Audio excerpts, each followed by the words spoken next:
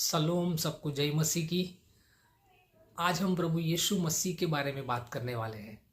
प्रभु यीशु मसीह के एक अद्भुत नाम, एक अद्भुत टाइटल के बारे में बात करने वाले हैं।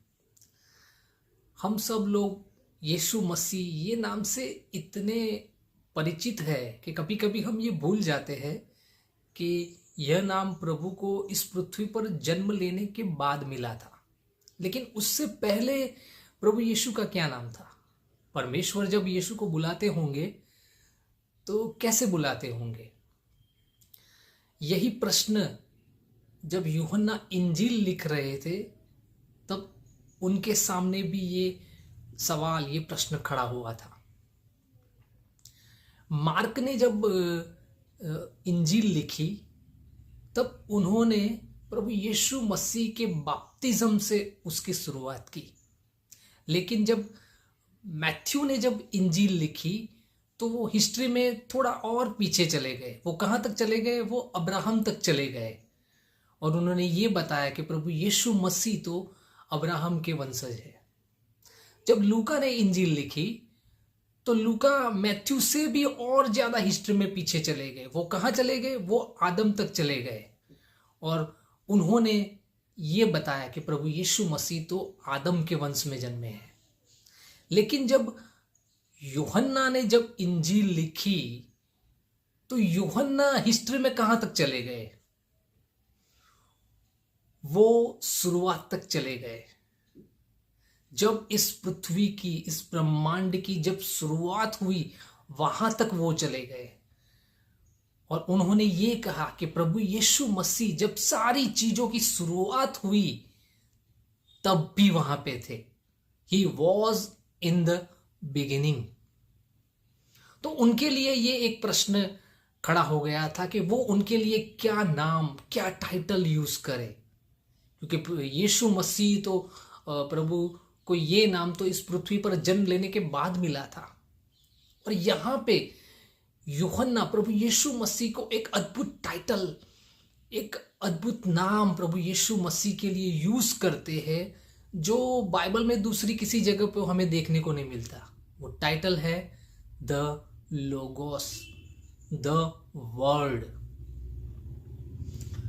अभी ये जो लोगोस जो वर्ड है ये यूनानी भाषा का एक शब्द है और उसका मीनिंग होता है शब्द, द वर्ड। ये उसका एक मीनिंग है, लेकिन इससे भी ज्यादा उसका और भी मीनिंग है जिसके बारे में मैं आपसे बात करना चाहता हूं। Of course Jesus is the word of God. प्रभु यीशु मसीह परमेश्वर का शब्द है, लेकिन अगर इस वर्ड को यहां तक ही हम सीमित रखें वो ठीक नहीं है। क्या प्रभु यीशु मसीह परमेश्वर के मुख के द्वारा बोला हुआ शब्द है और वो हमारे पास पहुंचा है? क्या उतना ही मीनिंग है प्रभु यीशु मसीह का? नहीं नहीं नहीं, उससे भी कहीं ज्यादा है और इसके बारे में मैं आपसे थोड़ा बात करना चाहता हूं। यूहन्ना ने जो इंजील है वो एफेसस शहर में लिखी थी और उसी एफेसस शहर में यूहन्ना से 600 साल पहले यानी ईसा पूर्व 568 में हिरक्लाइटस नाम का एक आदमी हो गया। अभी ये जो हिरक्लाइटस है वो साइंस का फाउंडर माना जाता है। उसने जो उसके जो चेले थे, उसके जो शागिर्द थे, उन्हें दो चीजें सिखाई थी कि इस पृथ्वी पर जितनी भी चीजें हैं, चाहे वो सजीव हो निर्जीव हो, उसको गौर से देखे और उसका विश्लेषण करे और वो जितनी भी चीजें हैं वो जिस तरह से बिहेव करती है उसके पीछे का जो रीजन है उसे वो ढूंढे। जो भी एनिमल है, जो भी सजीव प्राणी है या सूरज है, चांद है, तारे है, जितनी भी चीजें हैं वो सारी चीजें जिस तरह से बिहेव करती है वो क्यों बिहेव करती है, उसके पीछे का रीजन क्या है, उसे ढूंढने के लिए अपने चेलों को कहा। और जो ये हिरक्लाइटस थे वो यूनानी भाषा बोलते थे, वो इंग्लिश भाषा तो बोलते नहीं थे। तो ये जो रीजन वाई, जो रीजन था, उसके लिए उन्होंने एक शब्द दिया और वो है लोगोस। अब ये लोगोस जो शब्द है वो साइंस की हर ब्रांच के साथ जुड़ा हुआ है।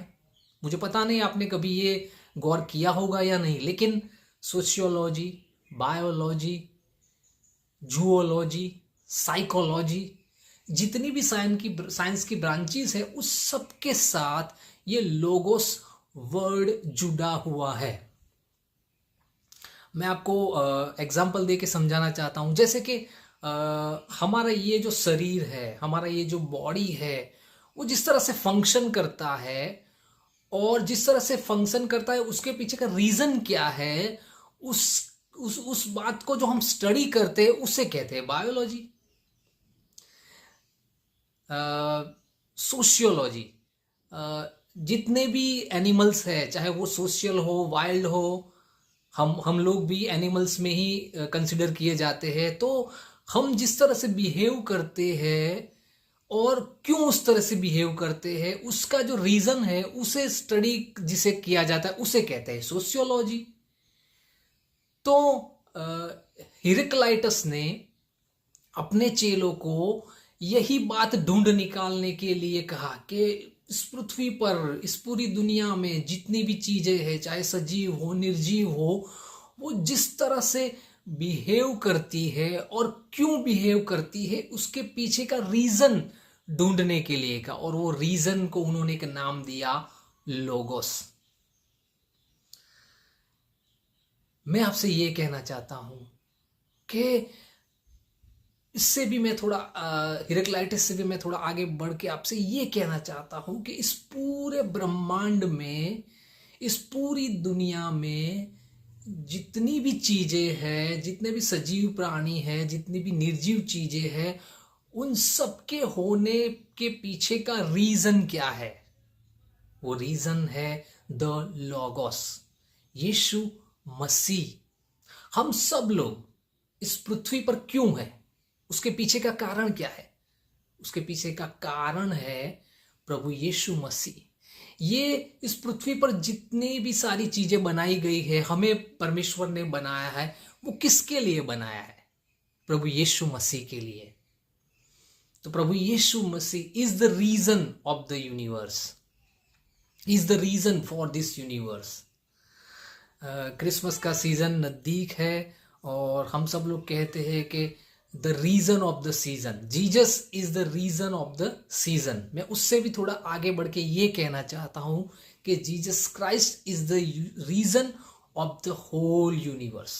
ही is the reason why we are all in this world. आमीन।